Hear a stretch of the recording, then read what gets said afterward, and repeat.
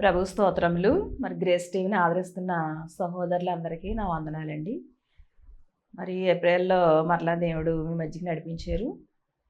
మరి ఒక పాట పాడుకొని చిన్న వాక్యంలోకి వెళ్దామండి. సిలువలో నీ రక్తధారలే పాపిని మార్చెనయా, సిలువలో నీ రక్తధారలే శాపము తీసెనయ్యా, నువ్వు పొందిన గాయాలు, నువ్వు పొందిన వేదనలు, నువ్వు పొందిన గాయాలు, నువ్వు పొందిన వేదనలు పాపికి రక్షణనిచ్చెనయ్యా, పాపికి రక్షణనిచ్చెనయ్యా, సిలువలో నీ రక్తధారలే పాపిని మార్చెనయ్యా, సిలువలో నీ రక్తధారలే శాపము తీసెనయ్యా. పరమందునా తండ్రి చెంతనా దూతలతోనూ స్తుతులందుకునే దేవా, పరమందునా తండ్రి చెంతనా దూతలతోనూ స్తుతులందుకునే దేవా, పాపులకై ఈ లోకం దిగివచ్చినావా నా యేసుదేవా, పాపులకై ఈ లోకం దిగివచ్చినావా నా యేసుదేవా, సిలువలో నీ రక్తధారలే పాపిని మార్చెనయ్యా, సిలువలో నీ రక్తధారలే శాపము తీసెనయ్యా. మరి ప్రభు స్తోత్రములండి. మరి పాటను బట్టి దేవునికి మహిమ కలుగును గాక. మరి ఇది 2022లో రాశాను, 3వ నెల 7వ తారీఖు సోమవారం. అయితే ఇది ఒక మీటింగ్లో ప్రార్థనలో గృహంలో జరిగినప్పుడు పాడానండి పాట ఒకసారి. మరి దేవుడు మరి సులువు పాటనిచ్చారు, ఎంతో మరి సంతోషించాను పాటను బట్టి. మరి ఇక్కడ ఇలా పాడడానికి మరి దేవుడు కృపనిచ్చారు. అయితే మరి ఇవి సులువ జానాలు రోజులండి. ఈ ఏప్రిల్ మాసం మరి మరలా 18వ తారీఖుని గుడ్ ఫ్రైడే, 20వ తారీఖుని ఈస్టర్. మరి క్యాలెండర్లో చూశాను. అయితే మరి ప్రభువు మన కోసం ఎన్నో శ్రమలు పొందారు, ఉపవాసాలు ఉన్నారు, మరి ప్రార్థనలు చేస్తారు. మరి ఆ ఉపవాసాల్లోనే సువార్తను కూడా ప్రకటించారు మన కోసం. మరి ప్రభువుని అనుసరించి మనం నడవాలన్నమాట అండి. మనం ఆయనలాగా ఉపవాసాలు ఉండలేకపోయినా కనీసం భయభక్తులు కలిగి, మరి పరిశుద్ధత కలిగి, నీతి కలిగి, మరి ఆయనకి ఇష్టంగా ఆయన ప్రేమిస్తూ, మరి ఆయన బిడ్డలను ప్రేమిస్తూ, మరి ఆయన ప్రేమ మనం కలిగి ఉన్నప్పుడు ఆయన సంతోషిస్తారు. అన్నీ మనం ఆయనలాగే నడవలేము, కానీ మనం పరిశుద్ధులుగా జీవించమంటున్నారు ప్రభువు. మరి మరి ఈ దినాల్లో అందరూ కూడా మరి ఎంతో సంతోషిస్తారు. మరి మా శరీరం బలహీనమైనప్పుడే ఆత్మ బలపడ్డది కదండి. మరి ప్రభు కూడా ఎక్కువగా దర్శిస్తారని స్వరంతో మాట్లాడుతూ ఉంటారు. మరి ఇలాగా మరి ప్రయాణాల్లో కూడా ఎంతో తోడై ఉంటున్నారండి. ప్రయాణాలు కూడా మనము చేయడం కష్టమే. ఎన్నో శ్రమల్లో ఉన్నప్పుడు మరి మనకి ఎంతో బాధ కలుగుద్ది కొన్ని కొన్ని పరిస్థితుల్ని బట్టి. తల్లిదండ్రులు మరణించినా, మరి మన ఎన్నో ఇబ్బందులున్నా, వ్యాధులున్నా, మరి గృహాలు మారినా, మరి గ్రామాలు మారినా కొంత బాధ బెంగ ఉంటుంది మనకి. అలాంటి బెంగలో మరి ప్రభువు నమ్ముకున్నా, ఆయన తెలిసినా కొన్ని మరి మన శరీరంతో ఉన్నాం కాబట్టి తట్టుకోలేము అవన్నీ. మరి అలాగే నేను కూడా మా పాలెంలో ఉన్నప్పుడు కూడా మరి ఆమదాలపాలెం అంటారండి, తర్వాత సూర్యారావు అల్పాలెం అని పెట్టారు. అయితే మా చిన్నాన్నగారింట్లోనే ఉన్నాం. మా అమ్మ చనిపోయిన తర్వాత మా చిన్నాన్నగారు కూడా కొన్నాళ్ళు చనిపోయారు. అయితే ఆ ఇంట్లో ఉండేది. ఆ ఇల్లు ఎంతో బాగుండేదనమాట అండి. అన్నీ సున్నం, ఇటు సిమెంట్ వేసి పెద్ద ఇల్లు. అయితే మరి అది కూడా అమ్మేశారు. సంవత్సరం ఉన్నానక్కడ. మరి దాని ఎదురుగుండానే ఒక ఇల్లు ఇచ్చారు. అద్దెకున్నా అనమాటండి. అద్దెకెళ్ళి అక్కడ అద్దెలు తక్కువలేండి. అయితే అదేమో ఇంకొకళ్ళు ఉంటున్నారు. "మేము ఖాళీ చేసేస్తామండి. ఇల్లు కట్టుకున్నాం. మీరు ఇందులోకి వద్దురు గాని" అందాక ఆ గదిలో ఉండమన్నారు. అదేమో వంటగది అనమాటండి. చాలా ఇరుకు. ఒక మనిషి ఉండేలాగే ఉందది. మసిగోళ్ళన్నీ. అందులోకెళ్ళాను. ఆ ఇల్లు అమ్మడం, అక్కడ ఉంచొచ్చేయడమే బాధ. దాని ఎదురుగుండా మా ఇల్లు కనపడుద్ది. అయినా ఇంకెంతో బాధ, ఎంతో దుఃఖం, ఎంతో బెంగ.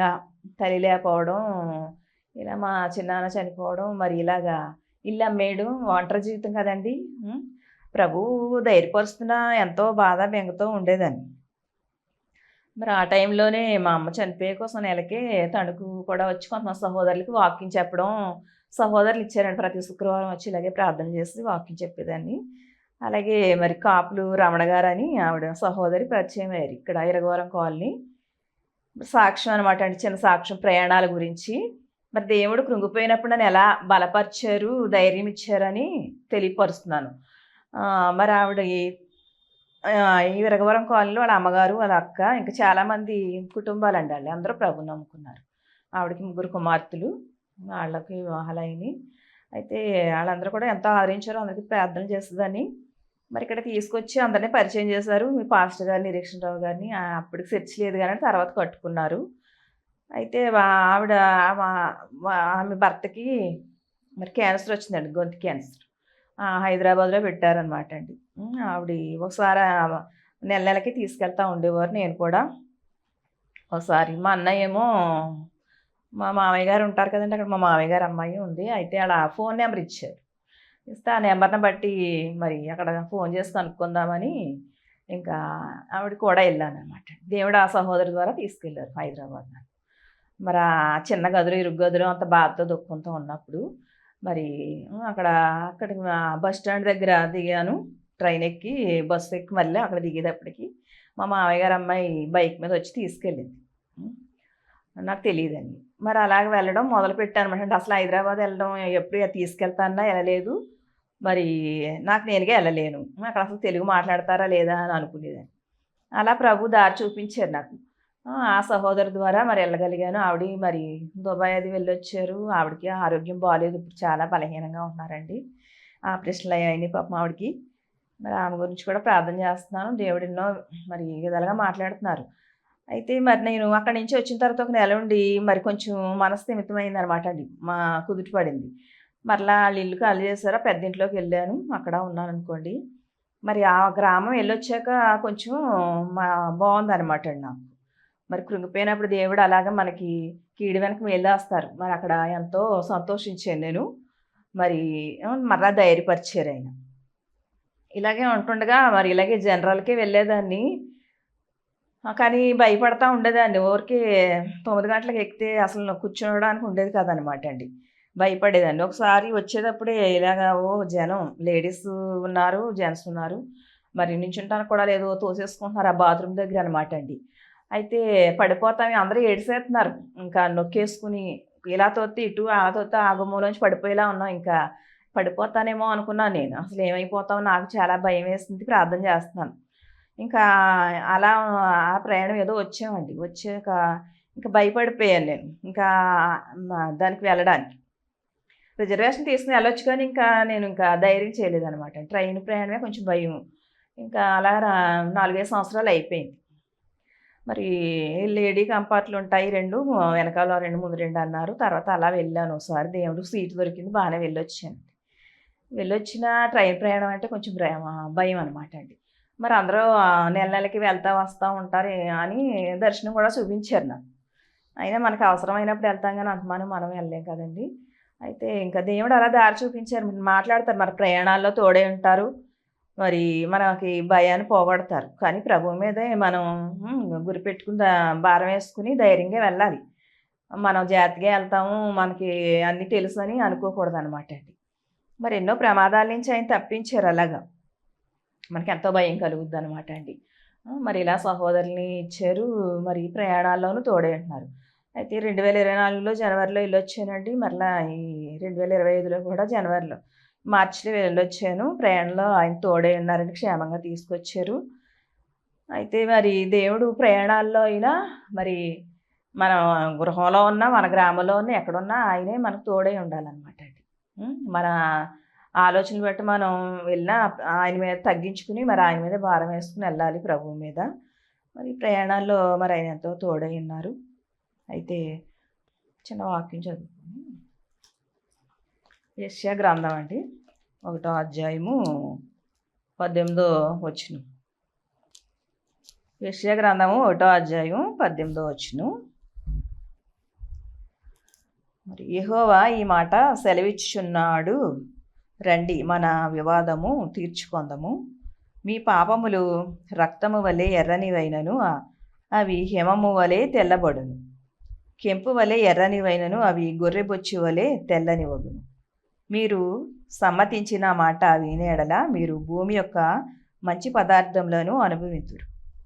సమ్మతింపక తిరగబడినేడల నిశ్చయముగా మీరు ఖడ్గము పాలగుదురు. యెహోవా ఎలాగుననే సెలవిచ్చి ఉన్నాడు. అయ్యో, నమ్మకమైన నగరము వేశ్య ఆయని, అది న్యాయముతో నిండియుండెను, నీతి దానిలో నివసించెను. ఇప్పుడైతే నరహాంతకులు దానిలో కాపురం ఉన్నారు. 21వ వచనం వరకు చదివానండి. మరి ఇలాగా ఆయన మాట్లాడుతున్నారు ప్రభువు, మరి యెహోవా, మరి మన వివాదం తీర్చుకుందాము, యెహోవా ఈ మాట సెలవిచ్చినాడని మరి సేవకులు చెప్తున్నారు. అయితే మరి మీ పాపాలు రక్తం వలె ఎర్రనివైనా అవి హిమము వలె తెల్లబడును అంటున్నారు. మరి రక్తం ఎర్రగా ఉంటుంది కదండి, మరి హిమము అంటే మంచు అన్నమాట అండి. మరి మంచులా తెల్లగా ఉంటాయి అంటున్నారు.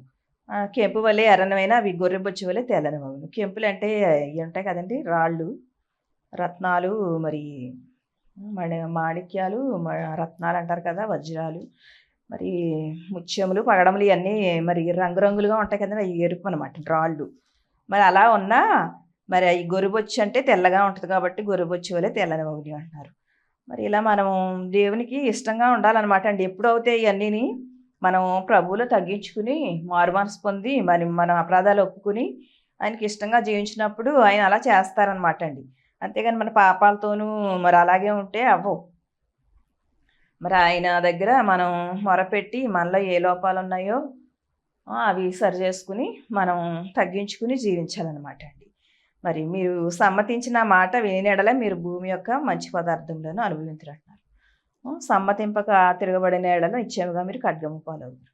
ఖడ్గం అంటే ఖడ్గమే వచ్చి మనల్ని చంపేయదు. మనకి ఎన్నో శ్రమలు, శోధనలు వస్తాయన్నమాట అండి. ఆయన మాటకి వినకపోతే, లోబడకపోతే మరి ఎన్నో రకాలుగా రావచ్చు. వ్యాధులు, ఇరుకులు, ఇబ్బందులు, ఎన్నో అవమానాలు ఎన్నో వస్తాయి అన్నమాట.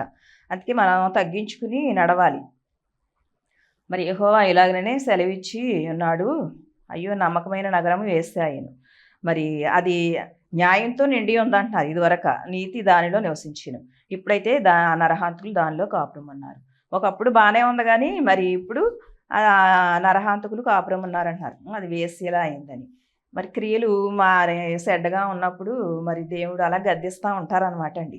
ఆయన గద్దించినప్పుడు మనము సరి చేసుకోవాలి. ఏ విషయాలు తప్పిపోతున్నామో మరి ఆ విషయాల్లో ప్రభు దగ్గర క్షమాపణ అడిగి మరి మారుమనసు పొంది మనం పరలోకానికి వెళ్ళేటట్లుగా మనం సిద్ధపడి ఉండాలి. నిజమైన మారుమనసుతో జీవించాలన్నమాట అండి. అయితే మరి ఆయన రాకడా మరి దర్శనాలు కూడా ఇస్తున్నారు. ఎన్నో ఇస్తూ ఉంటారులేండి. ఎంతోమంది గురించి మాట్లాడతారు. కొంతమంది సేవకుల గృహాలకు వెళ్ళిన వాళ్ళ గురించి దర్శనాలు ఇస్తారు. మరి వీళ్ళు హెచ్చించుకుంటున్నారని, గర్వంగా ఉన్నారని, అలా దేవుని చేత నడిపించబడిన వారే అయినా మరి వాళ్ళ క్రియలను కూడా తెలియపరుస్తూ ఉంటారండి. మనం తగ్గించుకోవాలి. నేను కూడా వెళ్ళినప్పుడు మరి ప్రభువు చూపించిన దానికన్నా కూడా 10 రెట్లు 100 రెట్లు ఎక్కువగానే ఉన్నాయి. ఎళ్ళలోను ఆయన చూపించింది చాలా తక్కువ అనుకున్నాను. మరి నా దగ్గరే వాళ్ళు మర్యాద ఇవ్వలేదండి చాలా చోట్ల. మరి నేను మర్యాద ఇస్తాను ఎవరికైనా, దేవుని బిడ్డలని. ఇవ్వాలని కాదు, మనసులో మనం ప్రేమ కలిగి ఉండాలండి. ప్రేమ లేకుండా కాదు కానీ ప్రేమతోనే చేయమన్నారు ఏదైనా. మనం ఆ కులం ఈ కులం అని లేదండి. ఏ కులం అయినా మనం అందరం ఒకే కులం అయితే మనం వేరే కులం వాళ్ళు వెళ్తే వాళ్ళని ఏలేసినట్లుగా బాధ పెడుతున్నారు, అవమానిస్తున్నారు. ఇలా మా కులం అనుకుంటున్నారు. ఇవి కూడా చూసాను నేను ఎంతో తగ్గించుకుంటానండి. తగ్గించుకున్న మరి ఇలా గాయపరిచే వాళ్ళు ఉంటారు. మరి ఆ స్నేహాలు, ఆ బంధాలు ఎలా నిలుస్తాయంటే కొన్నాళ్ళే ఉంటాయి. మరి మేము గద్దించి అనడానికి ఉండదు అక్కడ. మిమ్మల్ని రాజులుగా నిలబెట్టారు కదా దేవుడు. రాజులుగా నిలబెట్టి పరిపాలన జరిగిస్తున్నారు. మరి పరిపాలన మీరు ఏది చెప్తే అదే వినాలి. మీ దగ్గరికి వచ్చిన ఒకవేళ మేము ఉండే చోట మేము రాజులుగా రాణులుగా ఉన్నా మరి మీ దగ్గరికి వచ్చినప్పుడు మేము తక్కువగా కనపడతాం కదా. మరి అందుకని మరి మీరు మంచి చేసినా చెడు చేసినా మేము మౌనంగా ఉండాలి. అక్కడ అనడానికి ఉండదన్నమాట అండి. మరి అక్కడ ప్రభువుకు లోబడాలి మనం. నేనైనా మీరైనా ఎవరైనా ఆయనకి లోబడితేనే మనం ఎక్కడైనా తగ్గించుకుంటాం, ఎక్కడైనా ఎవరికైనా గౌరవం ఇవ్వగలుగుతాం, ప్రేమించగలుగుతాం. అంతేగాని ఇది నా ఇల్లు, నా సంఘం, మరి నా మనుషులు అని వచ్చిన వాళ్ళని అవమానిత గాయపరిస్తే ఇంకా మనం ఎక్కడికి వెళ్ళలేము, వాళ్ళు మా దగ్గరికి రాలేరనమాట అండి. మన ప్రేమ కలిగే ఉండమంటున్నారు దేవుడు. మనలో గర్వం ఉన్నా అతిశయాలు ఉన్నా ఆయన తీసేసుకోవాలి. మరి ఆయనే ప్రభు ఎదుట చూపితే ఆయన బిడ్డల ఎదుట ఎలాగండి? అదంతా పాత జీవితం, పాత స్వభావం. అది తీసేసుకుని మన నూతన స్వభావంతో జీవించాలి. అదే ఇష్టమా మరి ఆ ప్రభువుకి ఇష్టమైన జీవితం అది. మరి అలాంటి జీవితం మనం కలిగి ఉండాలి. ఎప్పుడు అదే విధంగా ఉంటే ఎప్పుడు అలాగే ఉంటాయా? ఈ జీవితాలు ఎప్పుడు ఉండవు. మనం రాకడలో సిద్ధపడి ఉండాలంటే ఇవన్నీ మనం పాటించాలన్నమాట అండి. అయితే ఇలాగే మరి ప్రభువు కొన్ని దర్శనాలు చూపిస్తారు ఈ భూమి మీద. మరి జీవించే ప్రజల గురించి అయినా మరణించిన వారి గురించి అయినా చూపిస్తూ ఉంటారనమాట అండి. మరి ఒక వ్యక్తి మరి ఇలాగ చనిపోయిన ఆయనే మరి ఎప్పుడైనా ఇలా మాట వినపడుతుందని చెప్పాను. అయితే ఆయన తెల్లటి వస్త్రాలు వేసుకుంటారు. అయితే ఒకసారి ఇలాగ మోకాళ్ళ దాకానే కనపడుతున్నారండి. ఎరుపు తెలుపు గళ్ళ లుంగియో మరి ఏంటో అది పంచో తెలియదు కానీ చుట్టుకుని ఉన్నారు. మోకాళ్ళ వరకే కనపడుతుంది అది. ఏంటి ఇలా మోకాళ్ళే కనపడి అనుకున్నాను. మరి మా మామయ్య గారు కూడా మేనమామ అనమాట అండి. మా అమ్మ అన్నగారు ఆయన చనిపోయారు. వేరే చోట అద్దుకుండేవారు వాళ్ళు. అదే 5,000 ఎన్నో రెంట్ ఇచ్చేవారు. అయితే అక్కడ కూడా 15 రోజులు ఉన్నాను అనమాట అండి. అక్కడ మరి ఆయన తర్వాత చనిపోయారు. మరి ఆయన గురించి కూడా దర్శనం ఇచ్చారు దేవుడు. ఇలా మోకాళ్ళ వరకే చూపించారు. ఆయన కూడా ఫ్యాంట్లు వేస్తారండి, ఇంజనీర్ కదా. మరి బ్లూ ఫ్యాంటో బ్లాక్ కానీ డార్క్లో ఉందండి. అది మోకాళ్ళ వరకే కనిపించింది. అక్కడ ఆ గ్రౌండ్లో ఆయన నుంచున్నట్టు కాళ్ళు కనపండి. మరి ఏంటి ఇలా మోకాళ్ళు ఈయన చూపించారు, మామయ్య చూపించారు అంటున్నాను. ఓసారి ఇలాగే మధ్యాహ్నం ఎండలో నేను ఎండగా ఉంది పడుకుని ఉంటే నిజంగా వచ్చి ఇంకో నా మేనగోడలో పడుకుంది ఇక్కడ అన్నట్టు మా మామేశ్వరమేనండి. అలాగే వినపడింది నాకు నిజంగా. అది ఫస్ట్ వైరస్లు వచ్చినప్పుడు మరి వాళ్ళు కూడా వచ్చారులే, మా అత్తయ్య వాళ్ళ అమ్మాయి శైలజలు అందరూ వచ్చారు, వాళ్ళ ఆయన గారు. అయితే మరి అప్పుడు ఆ టైంలోనే ఇలా వినిపించింది అనమాట నాకు. అంటే భూమి మీద తిరుగుతున్నారు. అయితే మరి ఎందుకు ఇలా వచ్చిందంటే వాళ్ళ భూమి మీద ఉన్నారనమాట అండి. భూ సంబంధాలని కాదు కానీ ఇంకా భూమి మీద నిలిచి ఉన్నారని. మరి కొంతమంది అన్యులైనా పైన ఉన్నట్టు చూపిస్తారు. అంటే అలా ఎత్తబడ్డారు. అంటే ఎత్తబడ్డానికి పరలోకం వెళ్ళరు దేవుని దగ్గరికి. ఎన్నో ఉంటాయి అక్కడ కూడా కొన్ని నివాసాలు ఉంటాయి. మరి వాళ్ళు ఎక్కడ ఉండాలో అక్కడ చేరుస్తారనమాట అండి దేవుడు. మరి ఇక్కడ మనం చూస్తున్నాం కదా. మరి ఎరుపు తెలుపు అంటే తెలుపేమో పరిశుద్ధత అంటారు, ఎరుపునేమో మరి పాపంతో పోలుస్తున్నారు కదండి. ఇక్కడ కూడా ప్రభు యెహోవా ఈ వాక్యం గుర్తుంది కానీ ఎందులో ఉందో గుర్తు, యెషయా గ్రంథం ఏమో అంటున్నాను. మరి దేవుడు చూపించారు. ప్రభువా మరి ఈ వాక్యం మీరు చూపిస్తేనే నేను చెప్పగలుగుతాను, అక్కడ మీరు చెప్పమని లేతలేదు అనుకున్నాను. అలాగే చూపించారండి దేవుడు. అయితే మరి ఎర్రనవైనా అవి రక్తం వల్లే మరి హిమం వల్లే తెల్లనవుతాయి అంటారు. మరి అలాగా అంటే సగం పరిశుద్ధత ఉందో సగం పాపం ఉందన్నమాట ఆ వస్త్రంలో. ఆ వ్యక్తులు స్వభావాలను చూపించారు మరి ఎటో తెలియదు కానీ నాకు మరి భూమి మీద నిలిచి ఉన్నారు వీళ్ళు ఇంకానని ఆ మోకాళ్ళు చూపించారు. మరి ఇలాగే మరి రాకడలో కూడా కొంతమంది ఎత్తబడతారు, కొంతమంది విడవబడతారు. వాళ్ళ పరిస్థితులు కూడా ఇలాగే ఉంటాయేమో. మరి కొంతమంది ఇలా విడవబడి ఉంటారేమో, ఆత్మలుగా ఉన్నా కొందరు ఎత్తబడతారేమో అనుకున్నానండి నేను. మరి ప్రభువుకి లోబడి ఉండాలి మనం ఏది ఏమైనా. అయితే ప్రభు మరి ఎన్నో కార్యాలు మనకి చేస్తూ ఉంటారండి. మనము మరి తగ్గించుకుని ఉండాలి. అయితే ప్రభువు ఇలాగే దర్శనం ఇచ్చారన్నాను కదండి. మరి ఆత్మస్వరూపుడుగా మరి ఆయనకి నాకు ఒక 7 అడుగులు దూరం ఉంటుంది. ఆదివారం మూడో వారం అండి, అది 2024లో 3వ వారం. మరి జూన్లోనో జూలైలోనో గుర్తులేదు. ఆయన ఓసన మందిరానికి వెళ్ళొచ్చాను. అప్పుడు అస్తమానం వెళ్ళలేండి, ఎప్పుడైనా ఒక్కొక్కసారి వెళ్ళగలుగుతాను ఒంట్లో బాగోక. నేను సువార్త చేస్తాను కదండి, ఒక ఆదివారం అలా సువార్త చేయడానికి వెళ్తాను. అయితే మరి ఆయన అలాగా ఒక పొగలా వచ్చారనమాట అండి, తెల్లగటి పొగలాగా. అలా నేను చూస్తుండగానే ఆ పొగ ఇలా దిగి ఆయన మరి బొమ్మలాగా అలాగా మా ప్రభులాగే అయిపోయారక్కడ. జుట్టు కూడా ఇలాగా ఉన్నట్టు ప్రభు మొఖం అంతా కనిపించింది. కాసేపు అలా ఉండి మరలా ఆయన మామూలుగా శరీరధారిగానే మనం ఎలా ఉన్నాం అలాగే కనపడ్డారు. నా వంక చూస్తే వెళ్ళిపోయారు. అదృశ్యమైపోయారు. మరైతే ఆయన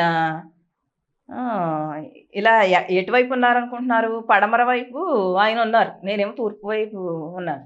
పడమరకు చూస్తున్నాను. తూర్పు వైపు ఉన్నానండి. ఇదివరకు కూడా దర్శనం ఓసారి ఇలాగే వచ్చిందన్నాను కదా! మరి ఫోటోలో కనపడ్డారు. ఆయనేమో పడమర వైపు ఉన్నట్టు, తూర్పు వైపునేమో నేను ఉన్నట్టు ఇలాగే వచ్చింది. అప్పుడు అదే టైప్‌లో వచ్చింది. అది నాకు అలాగా మరి దేవుడు తెలియపరిచారండి. మరి దేవునికి అసాధ్యమైనది ఏమీ లేదు. పొగంటే ఒక మేఘం అనుకోవచ్చు. మరి తెల్లటి పొగనమాట అండి. మరి పొయ్యి మండినప్పుడు కూడా పొగలొస్తా ఉంటాయి. అయి కూడా తెల్లగా ఉంటాయి ఒక్కోసారి.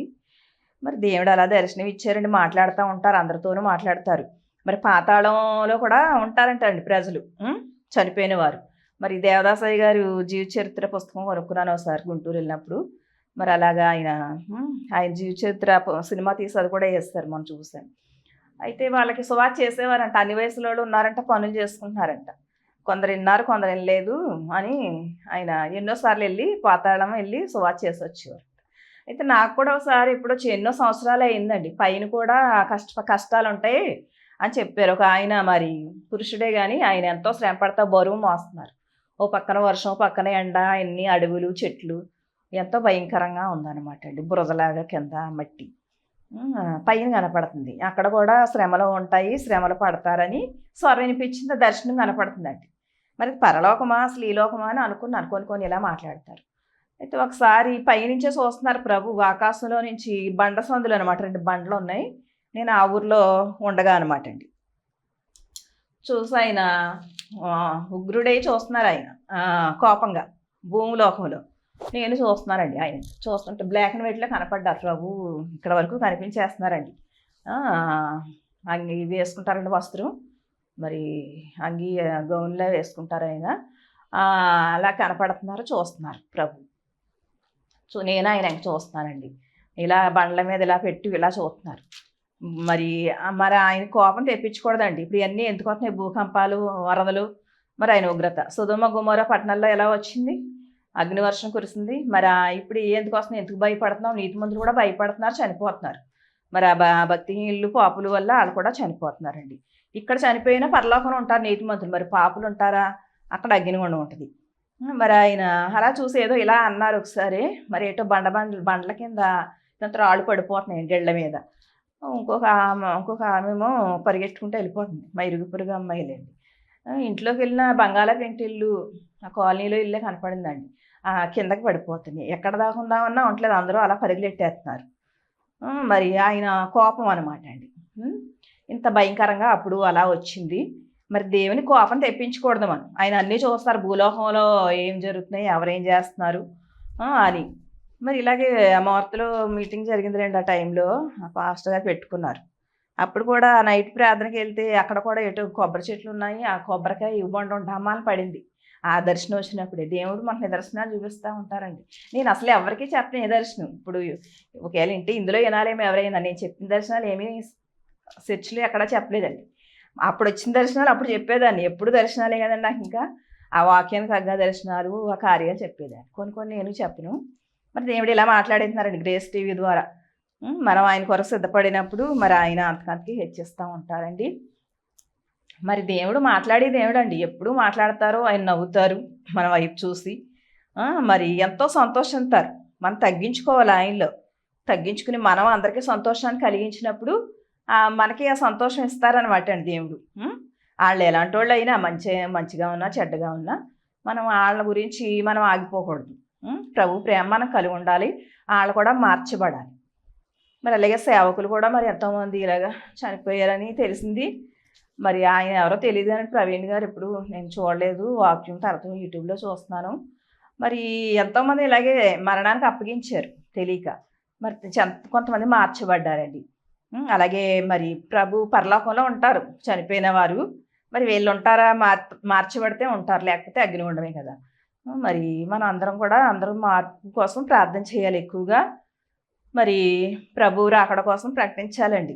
తగ్గించుకున్నప్పుడు మనల్ని బట్టి దేవుడు మరి అందరినీ కూడా మారుస్తూ ఉంటారు. ముందు మనలో తగ్గింపు ఉండాలన్నమాట అండి.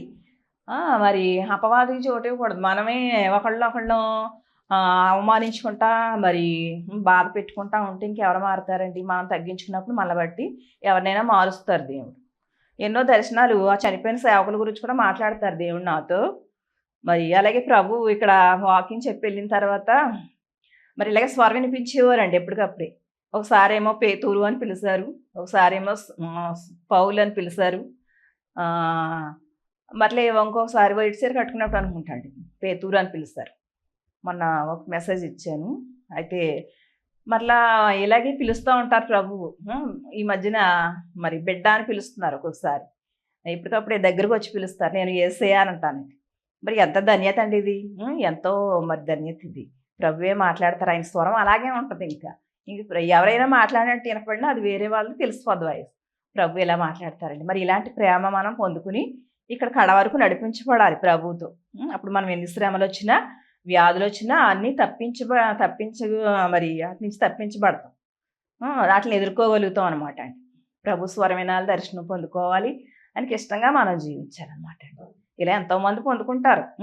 నేను గొప్పదానాన్ని కాదు కానీ మరి నేను ఒంటరిగా ఉంటున్నాను కాబట్టి దేవుడు నాకు ఇంత ధైర్యం ఇచ్చి నడిపిస్తున్నారనమాట అండి. మరి భయంగా ఉంటుంది ఒక్కోసారి రాత్రులు. అయినా ఒకసారి ఆయన దూతలాగా ఇంటి మీదే ఆయన ఆఫే కనపడ్డారు. బయట అంతా చూస్తున్నారండి. కాపలా కాసినట్టు ఒక దూతలు. ఆయనే దూత మనకి. అయితే రాజమండ్రి ఒకసారి మీటింగ్కి వెళ్ళానండి. అక్కడ జాన్వేస్లీ గారు కూడా ఆ దూతల గురించే మాట్లాడారు వాక్యం అంతా.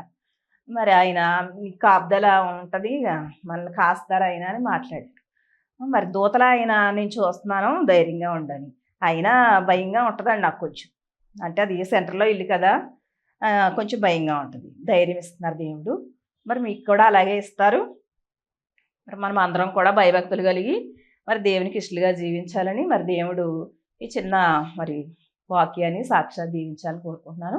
చిన్న ప్రార్థన చేసుకుందాం అండి. ప్రార్థన చేసి ముగించుకుందాం. స్తోత్రం నాయన, ఆశ్చర్యకరుడు, అద్భుతాలు చేసే దేవుడు తండ్రి, మీకు వందనాలు యేసయ్యా. మరి ఇంతవరకు పాటలో వాక్యంలో సాక్షిలో తోడై ఉన్నారు. ఈ ప్రార్థనలో కూడా తోడై ఉన్నాడు ప్రభువా. మీరు దూతలా మమ్మల్ని కాస్తారు నాయన. మీరు ఇచ్చిన దర్శనాలు మరి నాయన మీ స్వరము ఎన్నో రీతులుగా మాట్లాడతారు. అవి చెప్పడానికి కూడా సరిపోవు తండ్రి. మరి చెప్పలేము నాయన. మరి జీవితం అంతా కూడా చెప్పిన తరవు మరి అంతలా మీరు దర్శించారు ప్రభువా. మరి ఇంత దర్శనం ఇంత మరి మీ స్వరం ఉన్నప్పుడు నాయన మాకు ఏం భయం తండ్రి. మరి ధనం ఉన్నా ఏమన్నా ప్రభు ధైర్యం ఇవ్వలేవు ప్రభు. ఎన్నో శ్రమలు వచ్చినా మరి మేము ఎలా బ్రతుకుతున్నాం అంటే మీరు ఇచ్చిన ధైర్యమే తండ్రి. మీకు ఆపుదలేనాయన. మరి ఎన్నో వ్యాధులు వచ్చినా స్వస్థపరుస్తున్నారు. మరి ప్రయాణాల్లో తోడే ఉంటున్నారు నాయన. భయపడుతున్నప్పుడు ధైర్యం ఇస్తున్నారు. మరి అందరికీ అలాగే ఇస్తారు మిమ్మల్ని నమ్ముకున్న వారికి ప్రభువ.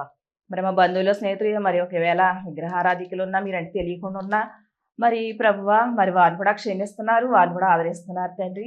మరి వారిని కూడా మార్చండి, మీ ప్రేమ తెలుసుకునే సహాయం చేయండి. మరి నాయన బలవంతంగా మీరు ఎవరిని మార్చరు కానీ ప్రభువ.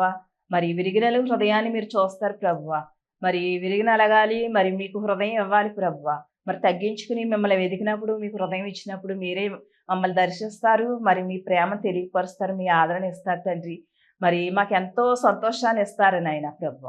మరి ఇంత సంతోషం మరి నాయన మేము పొందుకుని జీవించాలంటే అది మరి మీకు హృదయం ఇచ్చినప్పుడు, మిమ్మల్ని ప్రేమించినప్పుడు మరి నాయన మేము అది పొందుకోగలుగుతాం నాయన ప్రభువ.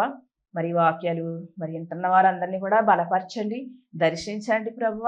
మీకే వందనాలు. మరి ఎంతోమంది సేవకురాల్లో కూడా ఉండి మీరు మాట్లాడి నన్ను ఎంతో బలపరుస్తున్నారు. మరి నాయన మీకు వందనాలు ప్రభువ. వారి సేవల్ని వారి సంఘాలను దీవించండి మరి ప్రభువ. మరి మీ కాపుదలు ఇవ్వండి. ఒక దూతలా మీరు కాపాడుతున్నారని మరి తెలియపరుస్తున్నారు. మీ దూతలతో మీరు కూడా ఉంటారు ప్రభువ. అందరినీ కూడా కాపాడి మరి ఈ లోకంలో ఎటువంటి భయంకరమైన సంఘటనలు జరిగినా భయపడకుండా మరి మీ దర్శనంతో, మీ వాక్యంతో, మీ స్వరంతో నడిపించబడుతూనైనా కడ వరకు మీకు ఇష్టలుగా జీవించి ప్రభువ. మరి ఈ లోకంలో ఎప్పుడు ఈ జీవితం ఇలాగే ఉండదు. ఏదో ఒక రోజు మరణించాలి. మరణించినా కూడా మరి మీ రాజ్యంలో శాశ్వతంగా జీవించడానికి సహాయం చేయమని, మీరు తోడేయడమని చిన్న ప్రార్థన మీ సన్నిధి చేర్చుకోమని యేసయ్య నామములో ప్రార్థించి బ్రతిమాలి వేడుకున్నాము తండ్రి. ఆమేన్. వందనాలండి.